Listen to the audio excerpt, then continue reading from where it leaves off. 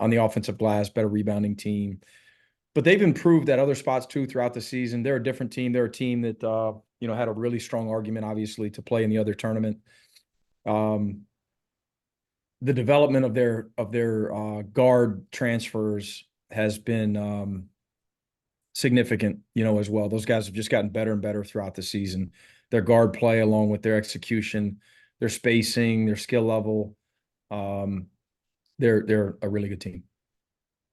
Yeah, Mike, in a situation like this where it's a rematch, how much do you watch that first game to see what worked well against them versus their more recent outings to see the kind of team that they are right now? We're a little bit different, and they're probably even more different. We don't put a huge emphasis on that game.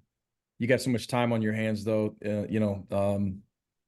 With us having played Tuesday, that we do go back and watch the game, of course. And heck, we've watched it a few times inside and out. But we've watched their last few games, watched their game Wednesday night, of course. But more emphasis on how they're playing lately, playing a little bit different offensively and playing different defensively.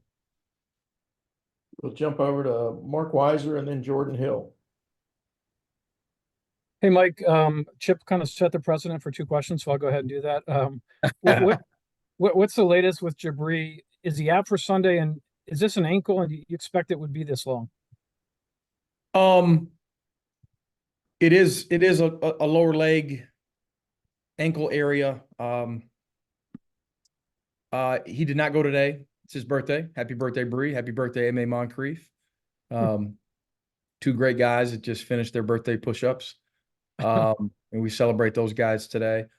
You just never know with these things, and I've had lingering ankle stuff, as a player 100 years ago, and I've been associated with others having the same deal. You never know. I'll say it again. I've said it all year. No one is committed, to the game and their development and their progress more so than Jabari in our program. So he's, ultra compliant, whatever turbo, Lance, our trainer, is telling him to do, I'm sure he's doing to the nth degree. And, but it's just, it's a discomfort, soreness type deal that he's trying to work through right now. All right. My second question, or I guess second subject, Steve Forbes said after their game the other day that it was important for him to retain players from the team they have now. How do you decide on that? And do you still plan to meet with players when the season ends, or are those conversations that have been ongoing this week?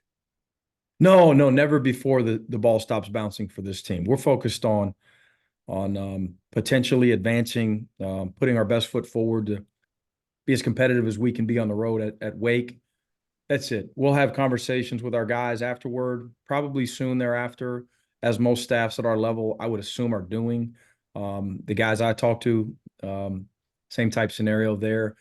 But yeah, you want a certain level of continuity, but it's got to be the right continuity, of course. And you want guys that want to be at your place too. And but you want to be able to capitalize in the portal if you can get the right guys. So it's a two-way street, and it's a never-ending discussion that. And in consideration at the same time, things that as a staff will put a lot of thought to and talk about a lot. Thank you. Yep. Mike, what have you seen from your team since the Xavier game? Just how you feel like they've been preparing for Sunday? Really just got after it today. Try to do something a little bit different. It's so late in the year. It's such a long season. It is March 22nd. It's incredible. And I wanted our guys to be as fresh mentally as possible when we get over there. So we took Wednesday off.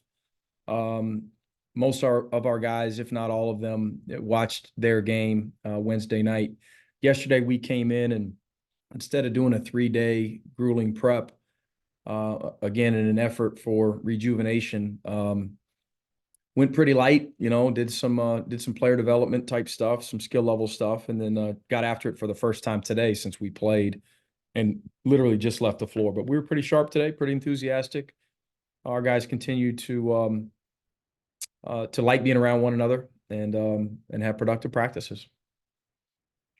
We'll go to Allison Mastrangelo and then to Jack Leo.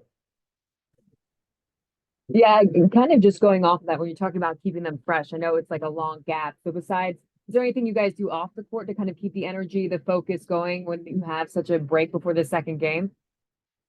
These guys are, they've got strength conditioning stuff. They've got other, they got a bunch of academic stuff, of course, and they stay pretty busy.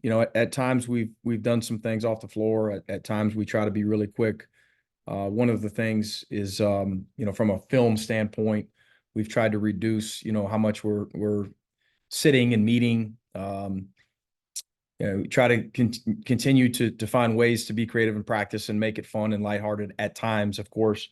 At times there's, it calls for a level of seriousness and focus, but played a little knockout today in practice. Was tempted to get in there, but was afraid to pop my Achilles. But yeah, it's we'll continue to look at ways to be creative. You had talked about getting into the Xavier game. Obviously, it was a quick turnaround, all that kind of stuff, different type of preparation. Remember, you said you were dividing up film different. Yeah. Has it been that kind of process, obviously, over a few more days, or have you kind of reverted back to the way that you guys have prepped maybe just over the SEC schedule throughout the rest of the year? Yeah, more of a normal prep for sure, just with a little bit more time and plus a team that we had played and we're just a little bit more familiar with. So yeah, it feels a little bit more normal with this one. That said, I think the task is taller, on the road at Wake, who's again a very good team, especially at home. Go to Anthony Dasher and then finish with Lee Smith. All right, Coach, after the Xavier game, we talked to Silas a little bit, who admitted he's already pretty excited about the possibility of playing at Wake Forest. Talking about maybe having a lot of family, friends, that kind of thing. Any concern on your part he may be too jacked for a game like this? No, he's